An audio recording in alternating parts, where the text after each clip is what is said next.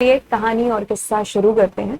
सबसे पहले तो स्वागत है आप सभी बच्चों का आज की इस क्लास के अंदर। अगर मैं आप लोगों के सिलेबस की बात करूं, पहले तो आप ही की बात कर लेते हैं। जी, आप बच्चे जुड़ चुके हो मेरे साथ में। अगर आपके पास में है कंप्यूटर साइंस या इंफॉर्मेटिक प्रैक्टिसेस और आपको किसी अपकमिंग कोई टीचिंग का एग्जाम है, चाहे वो बीपीएससी हमारा जो बीत चुका है, केंद्रीय विद्यालय हो, या आने वाले अपकमिंग एग्जाम्स जिसके अंदर हम एएमआरएस की बात कर लें या फिर एचपीएससी एग्जाम की बात कर लें, और आपको पढ़नी है जी एनसीईआरटी, और बड़े ढंग से पढ़नी है क्योंकि आप एक टीचर बनने वाले हो। तो आप एक ऐसा टीचर ढूंढ रहे हो जो आपको आपके तरीके से चीजें बता दे। पहली बात तो आप एक सही चैनल पर आ चुके हैं, आपकी तलाश बिल्कुल खत्म हो चुकी है।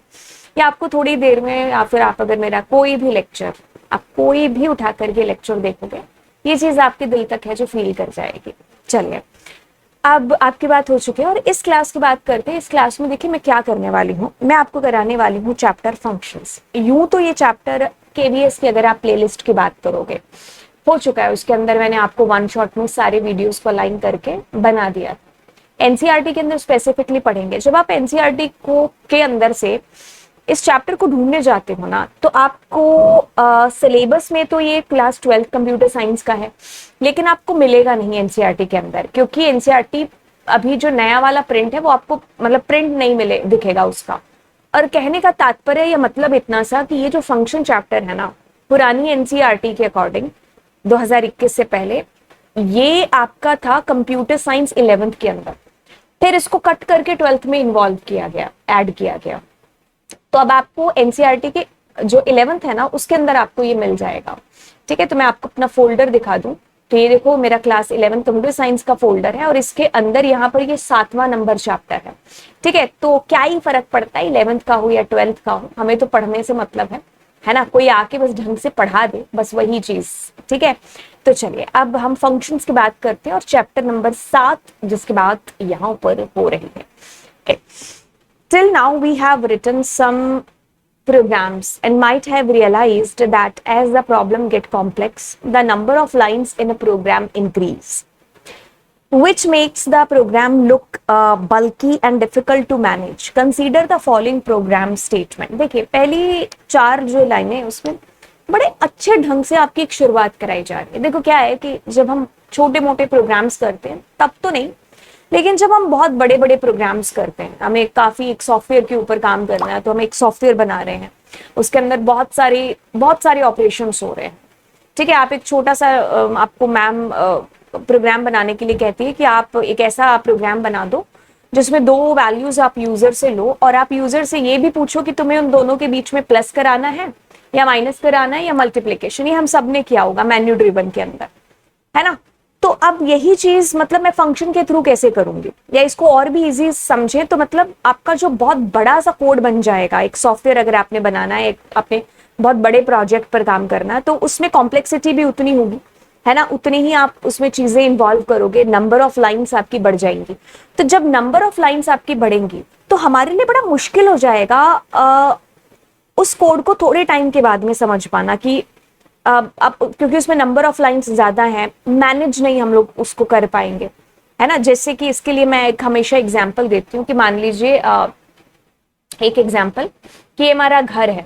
अब इस घर के अंदर क्या है कि हमने सेक्शन बना रखे हैं, रूम्स बना रखे हैं, है ना, कि जैसे ये बेडरूम है, ये किचन है, ये हमारा पूजा रूम है ना। तो इस तरीके से हमने क्या है, रूम्स बना रखे हैं अलग अलग, कि किचन है, खाना बनाना है तो इस सेक्शन के अंदर, है ना, सोना है तो हम अपने बेडरूम में जाएंगे, है ना। तो इस तरीके से हमने क्या है, अलग अलग सेक्शंस बना दिए अपने घर के अंदर। तो हमारे लिए इजी हो गया मैनेज करना भी, क्योंकि जो है मान लो किचन का सामान वो किचन में है, बेडरूम का सामान बेडरूम में है, पूजा रूम का सामान पूजा रूम में है, तो मैनेज कर पा रहे, हम समझ पा रहे, हमारा टाइम कंज्यूम है जो वेस्ट नहीं हो रहा है, मतलब एक तरीके से टाइम हमारा। बट वहीं पर अगर मैं ये कमरों को हटा दूं, है ना, और मैं कहूं कि बस यही आपका घर है, तो अब इसमें कोई सेक्शन नहीं है, कोई कुछ नहीं है, तो पता नहीं चलेगा, आप कोई भी सामान किधर भी उठा करके कर दो, रख दोगे, है ना। तो हमारे लिए मैनेज करना इज डिफिकल्ट।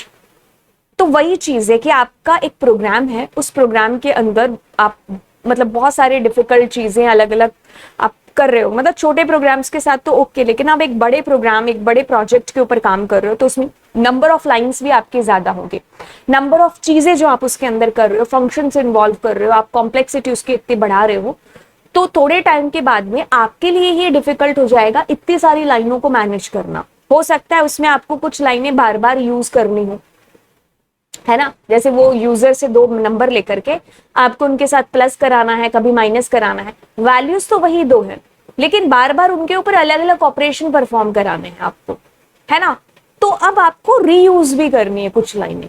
तो ऐसे में हम मतलब मैनेज अगर हम देखें, अगर इसको हम ऊपर ऊपर से देखें तो दैट इज लिटिल लिटिल क्या बहुत ही डिफिकल्ट हो जाएगा। अगर हम बहुत ज्यादा अगर हम इसके डीप में जाएं और हम एक बड़े प्रोजेक्ट्स की तरफ जाएं, क्योंकि बहुत टाइम के बाद में या थोड़े टाइम के बाद में ऐसा होगा कि हम खुद ही भूल जाएंगे कि हमने उस कोड में लिखा क्या था, है ना, और दूसरे को भी एक्सप्लेन कर पाना इज लिटिल डिफिकल्ट। तो कहते हैं ना कि आवश्यकता आविष्कार की जननी होती है। तो जब आपको डिफिकल्टी आई तो यहां पर वही सॉल्यूशन की बात कर रहे हैं जो कि फंक्शंस के थ्रू दूर होने वाला है। खैर अगली लाइन के अंदर हम लोग चीजों को पढ़ेंगे। देर आर ओके, सो एक एग्जाम्पल बता रहा है, there is a company that manufactures tents as per users requirement. The shape of the tent is cylindrical, surmounted by a conical top। ठीक है, बड़े ही भारी शब्द लिख दिए बट ओके, तो इसको देख करके आपको समझ में आ जाएगी कि इसकी शेप कुछ इस तरीके से है ना, सिलेंडर काइंड ऑफ है और उसके ऊपर कोन टाइप ऑफ ऐसे आपका एक शेप है जो बना हुआ है। काफी एक अच्छा एग्जाम्पल लग रहा है मेरे को, पढ़ते हैं। The company performs the following task to fix the ceiling price of each tent except user requirement for the tent such as height, radius, slant height। okay, तो अलग अलग क्योंकि जरूरत पड़ेगी आपको, मतलब आपको कितना उस टेंट के ऊपर, मतलब किस तरीके से उसकी हाइट या उसकी विड्थ वगैरह होने वाली है, तो उस तरीके से आप क्या कर रहे हो, यूजर से वैल्यूज आप एक्सेप्ट कर रहे हो, है ना। सो कैलकुलेट करेंगे एरिया ऑफ कैनवास यूज। ठीक है, फिर आपको क्या चाहिए, calculate the cost of canvas used for making the tent. ठीक है, फिर आपको चाहिए calculate the net payable amount by the customer that is inclusive by the 18% tax. अलग अलग काम है जो अब हमको करने हैं, है ना। अब आप इस सारे जो झोल को आप एक ही मतलब प्रोग्राम के अंदर करने की कोशिश करोगे, मतलब आपने एक ही लाइन के बाद लाइन लिखते गए तो बहुत ही डिफिकल्ट हो जाएगा। अब आपने ये जो 3 पॉइंट बना करके हमें बातें समझाई है ना कि हमें ये काम करने हैं, तो अब आप क्या कर दो, इतने फंक्शंस बना दो, अलग अलग सेक्शंस बना दो कि ये सेक्शन ये काम कर रहा है, ये सेक्शन ये काम कर रहा है, ये सेक्शन ये सेक्शन ये। बस वही हमारे फंक्शंस हैं, हमारे फंक्शंस हैं, वही हमारे काम को क्या कर रहे हैं, इजी कर रहे हैं। हमारा जो इतना लंबा लाइनों का कोड है उसको हम एक अच्छे तरीके से मैनेज कर पा रहे हैं, रीयूज कर पा रहे हैं, सबसे बड़ा एडवांटेज। ठीक है, the company has created a computer program for quick and accurate calculation for payable amount has shown 7.1 के अंदर। एक बार देखिए आपके पास में ये एक मतलब इस तरीके से उन्होंने एक आपको प्रोग्राम आपको बना करके बताया। ठीक है, अब एक प्रोग्राम आपको बना करके बताया। अब उन्होंने कहा कि another approach to solve the above problem is divide the program into 3 block के अंदर। ठीक है, तो वो क्या किया, उन्होंने 3 ब्लॉक बना दिए कि अगर आपको उसका जो है कैलकुलेट करना कर्व सरफेस एरिया, है ना, तो आप ये उसका मतलब नेम नाम से एक आपको मतलब एक एरिया या आप जिसको हम फंक्शन कहेंगे पाइथन की लैंग्वेज में, तो इस तरीके से वही काम इसने ऐसे फंक्शंस में पुट करके कर दिया। तो एक चीज हमारे लिए क्या होगी, इजी हो गई कि नहीं हो गई, बिल्कुल। यहीं से कहते हैं ना कि आवश्यकता आविष्कार की जन्मी। तो मतलब आपका जो कॉम्प्लेक्स सा कोड था अब यहाँ पर आपको वो इजी सा लगेगा। जैसे मेरे को एक एग्जांपल याद आ रहा है कि मान लो आपकी बर्थडे पार्टी होने वाली है, आपका बर्थडे है, उस बर्थडे में ढेरों काम है। अब आप वो सारे काम एक ही बंदे को दोगे तो मुश्किल हो जाएगी। वही काम मैं क्या करूंगी, डिवाइड कर दूंगी, है ना, कि जैसे XYZ है उसको कहूंगी कि तुम सारे मेहमानों की लिस्ट बनाओ जिनको लेके आना है। बी का काम दे दूंगी, बी कुछ भी XYZ है और ABC है ना, तो मैंने उसको कहा कि भाई तुम केक का काम देखोगे। फिर जो है PYQ उसको मैंने कह दिया कि तुम साउंड का काम, DJ का काम देखोगे। तो ये काम डिवाइड हो गया, है ना। अब इसमें जो है चीजें आसान हो जाएंगी, समझनी भी इजी हो जाएंगी। मुझे अगर मान लो DJ वाले से पूछना है तो मैं तीनों को नहीं पूछूंगी, मैं उस DJ वाले को ही पूछूंगी तुमने क्या किया DJ का, है ना, केक के लिए कौन सा ऑर्डर किया, है ना, तो मैं उसी बंदे को पूछूंगी। तो ये चीज आसान हो गई आपके लिए। एक कॉम्प्लेक्स सी चीज थी जो हमने डिवाइड कर दी पार्ट्स के अंदर, चंक्स के अंदर, है ना। अब यही प्रोग्राम को अगर हम देखें तो इसके अंदर मुझे मान लो ये जो है मतलब उसका प्राइस है, मुझे 50 बार उसको कैलकुलेट करके बताना है, तो मुझे इसकी रीयूज करने की बजाय मैं इसी फंक्शन को बार बार कॉल करूंगी और ये मुझे आंसर देता रहेगा, है ना। तो आप रीयूज कर पा रहे हो अपने उस कोड को। आपका लंबा सा प्रोग्राम है जो बड़ा लेंदी सा है वो आसान बन गया आपके लिए, है ना। आप उसको मैनेज कर पा रहे हो क्योंकि वो चंक्स में डिवाइड हो गया है। तो ये सारी चीजें क्या है इसमें आसान तरीके से हमारे फंक्शंस के थ्रू हमारी हेल्प हो जाती है इन प्रोग्रामिंग।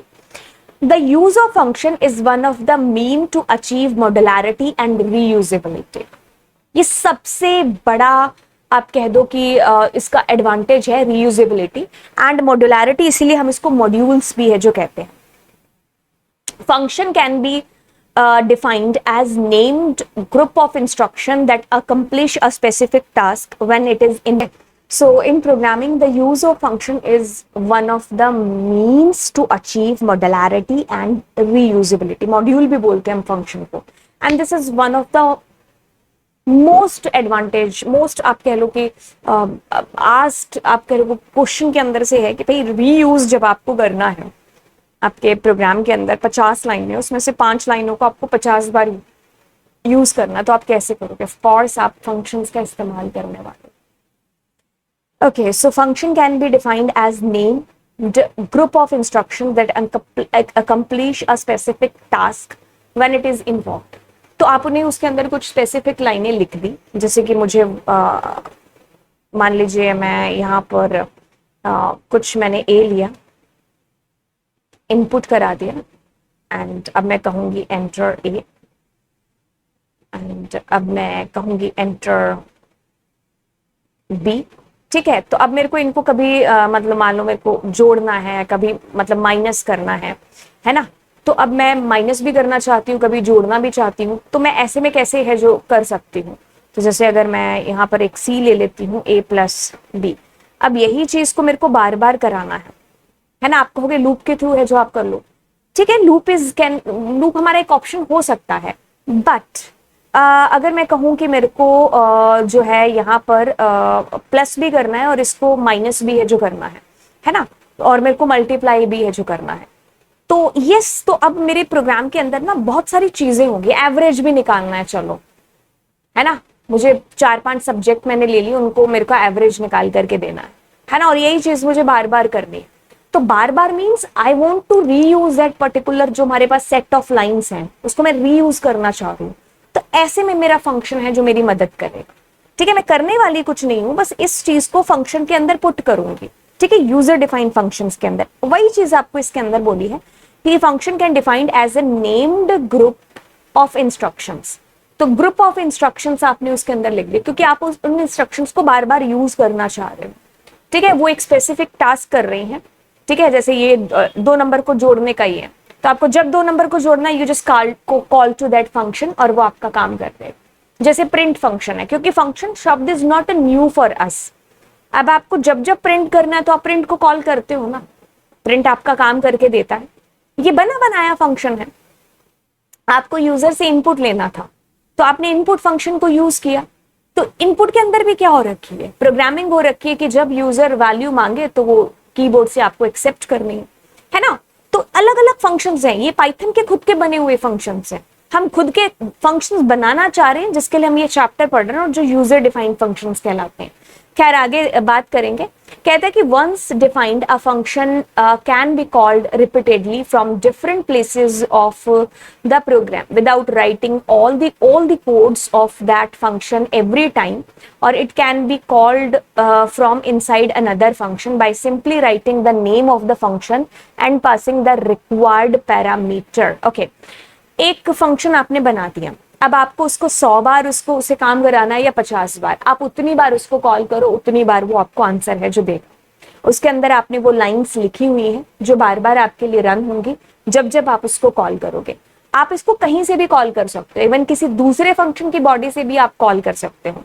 मैं आपकी इस प्रैक्टिकल इसका नॉलेज बना रही हूँ, लेकिन क्योंकि तो हमें लाइन बाय लाइन पढ़ रहे हैं तो इसकी लाइनें भी जानना जरूरी है हमारे लिए। ठीक है, तो आप कहीं से भी इनको कॉल कर सकते हो। जैसे कि अब इसने शायद नीचे हाँ इसे स्ट्रक्चर बताना स्टार्ट कर दिया है, तो हम भी यहाँ पर इसकी स्ट्रक्चर बताना स्टार्ट कर ही देते हैं। जैसे यही है, मेरे को मतलब यहाँ पर वैल्यूज जो है बेसिकली मतलब नंबर जोड़ने हैं, है ना। तो अब मैं इसको अगर रन करती हूँ और मैं यहाँ पर एंटर ए कराती हूँ, एक सेकेंड, जैसे 3 कराया 4 तो 7 आ गया। अब मैं क्या करूंगी पाइथन के अंदर, ठीक है, मतलब वो सारी चीजें एक बार साइड में रखते हैं, बहुत ही जीरो लेवल पर जाते हैं। देखो पाइथन के अंदर आपके पास बने बनाए फंक्शन है, जैसे इंट फंक्शन है, इसका एक स्पेसिफिक काम है, इनपुट फंक्शन है इसका काम है, प्रिंट फंक्शन है इसका भी काम है। ये बिल्ट इन फंक्शन है, बने बनाए, जिनका काम फिक्स है, प्रिंट करना प्रिंट यूज करो, इंटीजर में कन्वर्ट कराना इंटीजर करो, इनपुट कराना इनपुट करो। हम खुद के फंक्शन जैसे इनके नाम दे रखे हैं पाइथन ने, print, int, input, type, ID, ऐसे ही हम अपने खुद के फंक्शंस क्रिएट करें, वही यूजर डिफाइंड फंक्शन है। अब उनको काम और नाम हम अपना दे सकते हैं, उसके लिए कीवर्ड यूज होगा विच इज डेफ कीवर्ड। कौन सा कीवर्ड? डेफ कीवर्ड आपका यूज होगा, डेफ। ठीक है, अब इनको आप नाम कुछ भी दे सकते हैं, जैसे मैंने इसको नाम दिया सम। अब फंक्शन है तो आपको इन पैराथिंसिस का यूज करना होगा। पाइथन के अंदर आता है कि इन कॉलम्स का आप जरूर है जो बेसिकली यूज करते हो, तो मैंने इसको क्या किया, फंक्शन की बॉडी के अंदर फिट कर दिया। ठीक है, तो अब इसमें आपको इंडेंटेशन का बड़ा ध्यान है जो रखना पड़ेगा, जो पाइथन के अंदर हम रखते हैं, जब फॉर लूप, इफ कंडीशन, इन सबको हम पढ़ते हैं, तो है ना। अब ये आपका काम है जो बेसिकली हो गया। ठीक है, अब आप जैसे मान लीजिए मैं सम, मतलब इस फंक्शन को मुझे कॉल करना पड़ेगा। फंक्शन कहते हैं ना, मैं हमेशा पढ़ाती हूँ तो बताती हूँ कि फंक्शन इज लाइक अकड़ू, अकड़ू है थोड़ा सा, बुलाओगे तो काम करेगा, नहीं बुलाओगे तो नहीं काम करेगा। तो आपको इसको फंक्शन को कॉल करना पड़ेगा, कहीं से भी कर सकते हो, एक दूसरा फंक्शन बना करके उस फंक्शन की बॉडी से भी कॉल कर सकते हो। तो जैसे मैंने इसको कॉल किया एंड कॉल करके मैंने इसको कहा कि इसमें 4 इसमें 7, आपने डाल दिया तो 11। अब मेरे को अगर दूसरी बार भी यही सेम चीज कराने तो I will be calling to this function again. अब जैसे पहले मैंने इसमें 3 और 5 दे दिया, अब दूसरी बार मैं इसमें 3 और 7 दे रही हूँ। तो जितनी बार आप कॉल करोगे और आप वैल्यूज इसको सेंड करोगे, सेंड तो खैर आप हम नहीं कर रहे हैं अभी, वो हम बाद में जाकर के देखेंगे। तो मैं इसको कॉल कर रही हूँ और ये उतनी बार ये तीनों चारों लाइनें मेरे लिए दोबारा रन है जो बेसिकली हो रही है। आपको बात समझ में आ रही है? मैंने फंक्शन को कॉल किया, पहली बार काम किया, दूसरी बार। अब आप कहोगे कि मैं कितनी बार कॉल कर सकता हूँ? जितनी बार तुमको काम है तुम उतनी बार उस फंक्शन को कॉल करो, वो उतनी बार आपके लिए चीजें हैं जो रन करके देगा, काम करके देगा, कहने का मतलब। ठीक है, तो ये फंक्शन की फंक्शनैलिटी है जो बेसिकली हो गई। ठीक है, आप जितनी बार उसको कॉल करोगे, क्योंकि यही तो एक फायदा है ना, रीयूजेबिलिटी, यही बोला गया है ना। तो अब इसके स्ट्रक्चर को आप एक बार थोड़ा सा आप समझ लो।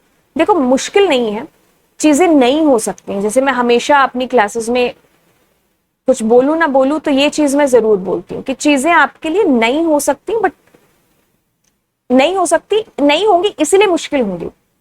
ठीक है, ये इसका नाम देखो, नाम नाम नाम ना ना ना ना ना ना ना ना ना ना ना इसका नाम है। ठीक है, ये यूजर डिफाइंड फंक्शन है, इसका नाम, इसका काम यूजर ने डिसाइड किया, हमने डिसाइड किया इसका नाम। डेफ क्या है? एक कीवर्ड है, ठीक है, जिसका आप यूज करोगे ही करोगे। सम नाम है फंक्शन का और ये पैराथिंसिस लगाएंगे और ये कॉलन आप दोगे। अब इसमें आपने 15-20 जो भी लाइनें लिखी, जैसे उसमें था ना सेट ऑफ स्टेटमेंट्स आती हैं इसके अंदर। अब आपको इसको कॉल करना है, जब जब आप इसको कॉल करोगे तब ये रन होंगी आपके लिए। आप 50 बार कॉल कर रहे हो, 50 बार, आप जितनी बार कॉल करोगे उतनी बार ये लाइंस आपके लिए चलेंगी। बट मेक श्योर करिए कि आप कभी भी कॉल जो है इसकी क्रिएशन से पहले नहीं कर सकते हो। मतलब आपने इसको यहां पर डिफाइन कर दिया, अब आप इससे पहले कॉल नहीं कर सकते कि मैं सम को अब कॉल कर लूं। ठीक है, ऐसा नहीं हो सकता। ठीक है, मतलब बंदे के पैदा होने से पहले तुम जाकर के पूछो कि सोनम कैसी है ना, तो भाई सोनम तो हुई नहीं है अभी, राइट? तो ऐसा नहीं हो सकता। ठीक है, तो आप हमेशा पहले उसको डिफाइन करेंगे एंड देन ओनली आप उसको कॉल कर सकते हैं। ठीक है, चलिए अब जैसे उन्होंने वही एक चीज अलग अलग बना दी कि भाई एक ये फंक्शन बना दिया आपका, एक ये फंक्शन बना दिया, मतलब प्रोग्राम वही है लेकिन उसके कमरे बना दिए, सेक्शंस, चंक्स बना दिए।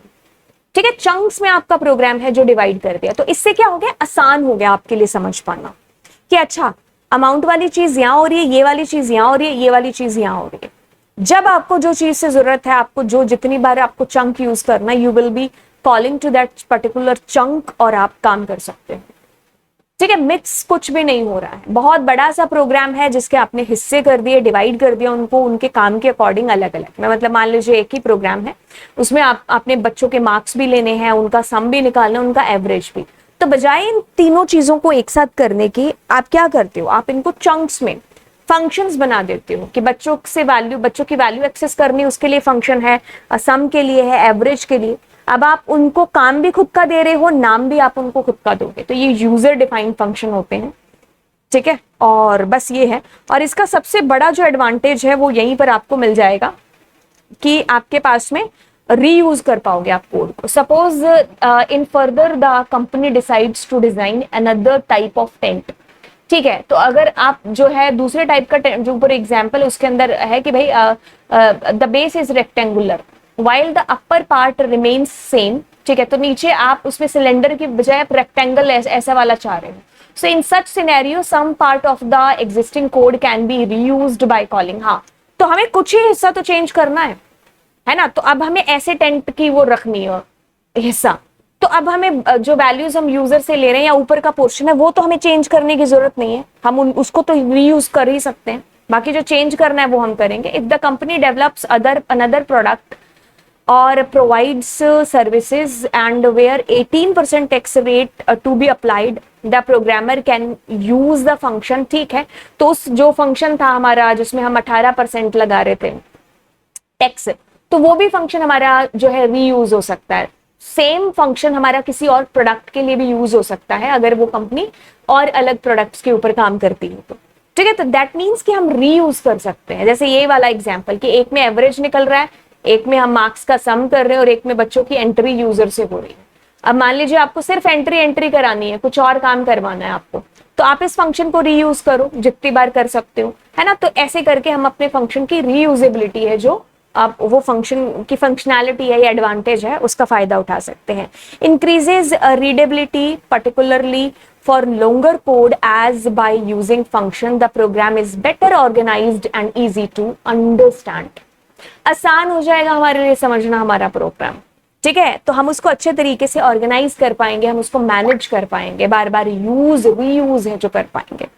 ठीक है, कहते हैं कि reduces code length as same code is not required to be written at multiple places in a program। This makes debugging easier। हाँ बिल्कुल, इससे जो है एरर ढूंढना वो भी हमारे लिए क्या है, इजी हो जाएगा, क्योंकि दिक्कत कहाँ हो रही है वो हमें पता चल जाएगी, क्योंकि हमने अलग अलग सेक्शंस बना दिए। एक सेक्शन काम अच्छे से कर रहा है तो ऑफकोर्स दूसरे में हमारे पास दिक्कत हो सकती है।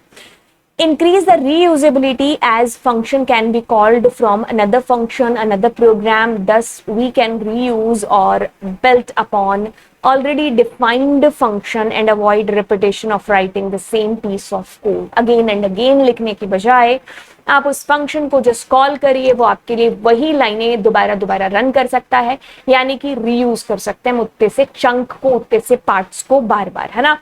Work can be easily divided among the team members and completed in parallel। जैसे वही मैंने बर्थडे पार्टी वाला एग्जांपल दिया था, एक ही बर्थडे पार्टी है, उसके अंदर अलग अलग काम है, वो मैंने अलग अलग बंदों को दे दिए हैं, अब वो पैरेलली अपने काम हैं जो करे जा रहे हैं। तो इससे मेरे लिए और उनके लिए आसान हो गया, मैनेज करना इजी हुआ कि नहीं हुआ, क्योंकि मेरा काम 3 अलग अलग बंदों को मैंने सौंप रखा है। एक ही बंदे को देती तो ऑफकोर्स कुछ भूल चूक है जो हो सकती थी, है ना। सो बस ये हमारे फंक्शंस है, user defined function. Taking the advantage of reusability feature of function, there is a large number of function already available